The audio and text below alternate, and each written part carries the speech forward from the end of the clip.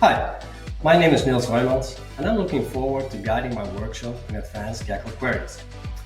Gaql is the new querying language used by Google Ads scripts to retrieve data from the Google Ads account. Not just any data, but also data that is not easily visible or even hidden from us in the Google Ads interface. During the workshop, we will go through the nuances and a lot of detail on this new querying language, and we will work our way through many examples that you can immediately apply in your own accounts. There's plenty of room for questions and interaction with other attendees so we can all learn from each other. The good news is, you don't need to be a developer or need to know any JavaScript to benefit from this workshop. All code snippets will be very easy to understand. I'm a huge fan of PPC automation and a Google Ads scripts fanatic.